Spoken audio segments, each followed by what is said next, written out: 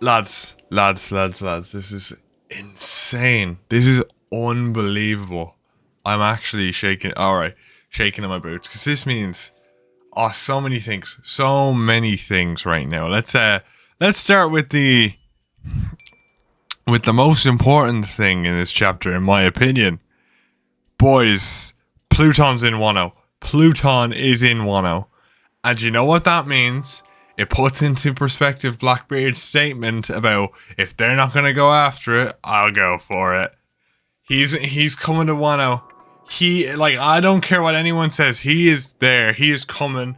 We're gonna have a Emperor showdown in the next coming saga. There's gonna be a massive post Wano arc with like Blackbeard pulling off a post NS Lobby style fight with Luffy maybe, or maybe just coming off against Ryukogyu, something of the sort. But he's coming. I have no doubt in my mind at this point that Blackbeard is coming to Wano.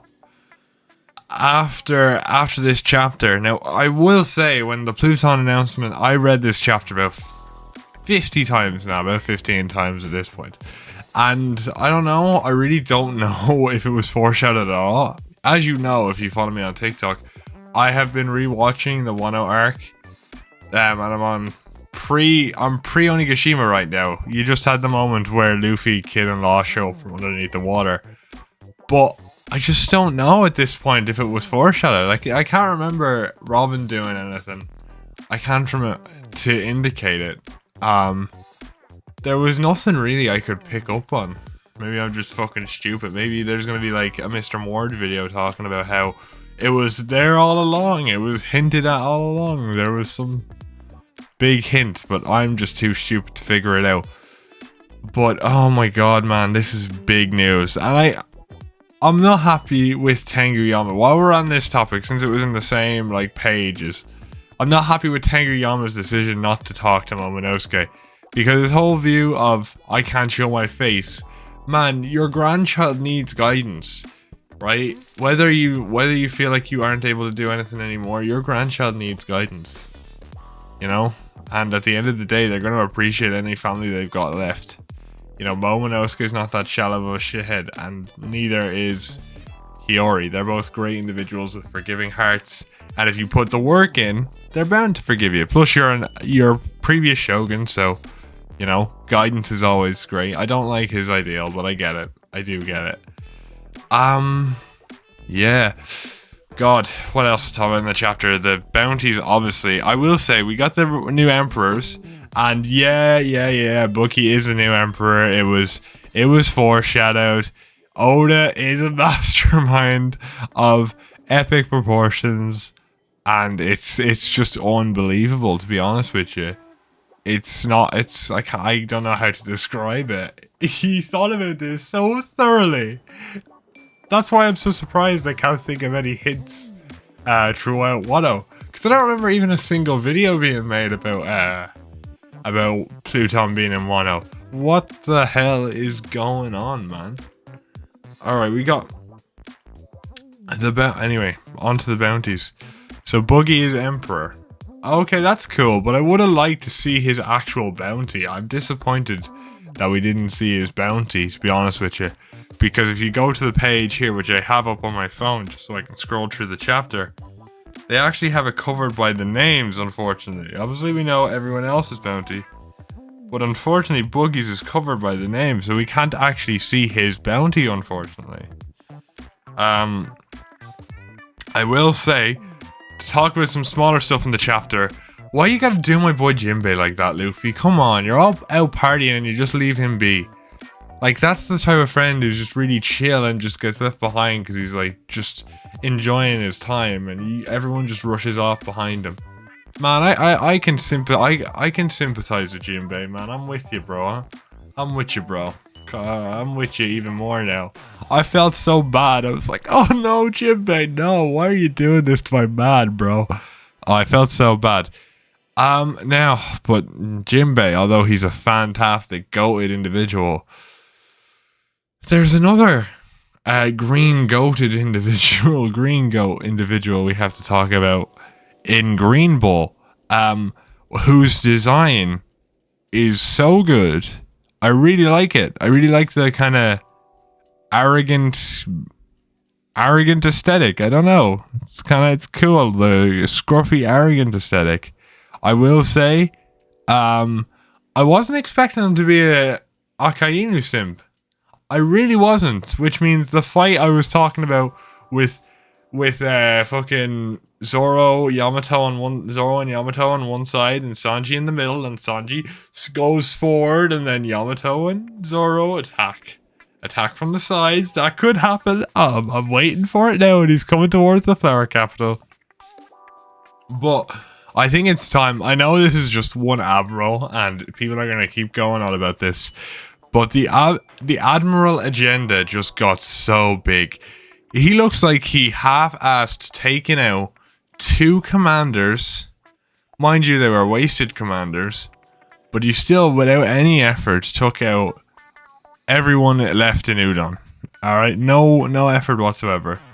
And whether you think this isn't a feat at all, I still think this is a decent ass feat for the admirals. Because he literally looks like he stuck out his fingers and took them out. So I think we're good. But all that aside, we haven't actually talked about Luffy's bounty, which was announced to be 3 million or 3 billion. 3 billion, sorry. Forget the 3 billion. Which, along with Kid and Law's, which are the exact same. Now, I don't know how I feel about this. I really don't, especially because they're announcing Luffy as an Emperor of the Sea and Kid and Law are not. But also, they have the same bounty as them. Which I guess is a Mihawk Shanks situation. Which I guess, yeah, now that I think about it, is okay. But, yeah. I kind of like this because Oda's kind of putting them on equal pegging. You know, they're all kind of on the same level, give or take. One's a bit better than the other every now and then. But, like, they're in the same ballpark, you know? I would have liked if it was, like, 1 or 2 berries in between. So it was, like, we could tell there was a difference, but we could tell it was minuscule. Like, I'd love if they announced the new berries for the Straw Hat Pirates, and it's like Zoro is like 1.999999999 billion, and like Sanji is like 1.999999998 billion. Right? That would be amazing if they were like 1 berry difference. I would love the same with Kid and Law if they had like 1 berry difference in their bounties, just to see that extra level of pettiness. But the 3 billion across the board is still sick, because it shows that their defeat of Big Mom was legit. And even though people might say it was a ring out, we still gotta respect it. So you got my respect, lads. You got my respect. Virtual handshake, whatever the fuck, even though you're 2D characters, so that's stupid. But however. Yeah, but back to Green Bull for a second, because I can't stop thinking about him. An Akainu simp. Wow, he's like, and he even says, oh, if I catch this man, it's an attaboy. Like, I'm actually surprised. I was expecting some sort of, like, Ushimaru type character. And I'm actually, the boogie thing is less of a surprise, because everyone talked about it even before the spoilers came out. The fact that Ryu Kogyu is an Akainu simp is fascinating to me. He's like, I love his no half-assed measures, man. Yeah. Oh, and if I capture this Luffy boy, he'll be like, that's an attaboy. But then I'm assuming he's talking to Drake, right? Because he goes, bring a warship over. Oh, Ryukyu, don't tell Sakazuki-san what I'm up to. Got it? See ya. So, I don't know what's going on. Because either way, it seems like he's good, but it also seems like he's an Akainu simp. So I don't know, and I'm loving it either way. I like Ryukyu. I kind of wish he had shades, to be honest. I think he doesn't. It's just his eyes are shaded out. But if he had actual like sunglasses or shades, that would have fit his design so well. I would have loved that. Oh yeah, some Ryukyu style, man. Anyway, let's go back to the Pluton stuff briefly, right? What a payoff to an arc. I know a lot of people are like, oh god, 1-0. Like, they weren't happy with the ending of 1-0, but think about all the payoffs we're getting. Think about everything. Oh my god, this arc, man. And it's not even technically over. It seems over, but man, the post-1-0 arc, I don't even know why people are going to bother calling it post-1-0, because it's like, it seems like it's going to take place on 1-0 as well. because Blackbeard's coming to Wano, Ryukogi's here in Wano. They still have this party. This party's going to be interrupted. And they're bringing a warship apparently, so we're going to get a mini-scale invasion, but just not a massive-scale invasion. So, I don't know. This is interesting. I'm very excited to see where it goes. There's so much that could happen. And you know what I really want to know? What's up with Boogie? Like, what is he going? How did he become an emperor? What did he do? Did he team up with Shanks? Is that how it happened? Are they like Big Mom and Kaido, a new whole thing? And actually, something really interesting I wanted to say, which also confuses me with the 3 billion bounty, is at the beginning of the chapter, we have the Gorosei screaming about getting rid of the D. So they obviously wanted to take the D out of Luffy's name. So it'd be Monkey Luffy. How weird does that sound to you? Because it doesn't sound right to me. Monkey Luffy. Monkey Luffy. It just doesn't sound right. What sounds right is Monkey D. Luffy, bro. And I'm glad they misprinted because I don't know what I would have said to Oda if it was Monkey Luffy. I'm not gonna lie to you. And Big News Morgans makes an appearance as always. Best character in the series. You gotta respect it. You gotta respect it. You know, the world's turning upside down. Do you know what? I want to say this because I saw a spoiler that I thought was a spoiler. It was obviously one of those fake spoilers. They were like talking about how Sabo, there's like another Impel Down breakout led by Sabo, and I thought that was a spoiler. I'm actually glad it wasn't, to be honest with you, because now I'm more uncertain about what's happening with Sabo, so I'm excited to see.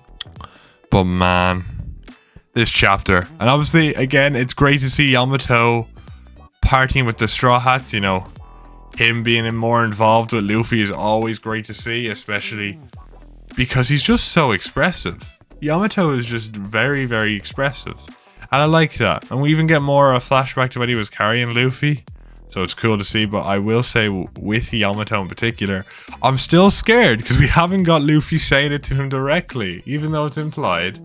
We haven't got him saying to it yet, so I'm still a bit scared. But hey, that's just me. And Robin is Robin's hair is very well drawn in this chapter. Just really like particular details, right? Very well drawn.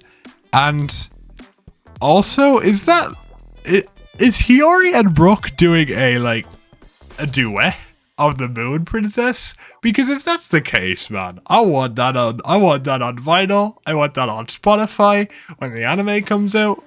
Boys, it's the Soul King Moon Princess special. Oh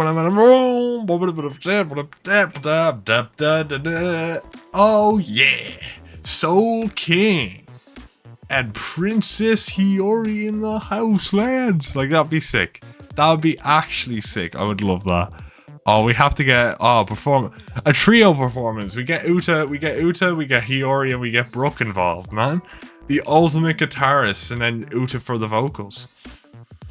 Bam, man, I'm telling you, this shit's so good. So good. And I have to say, I actually like Tengu Yama's new design for his face. I actually quite like that.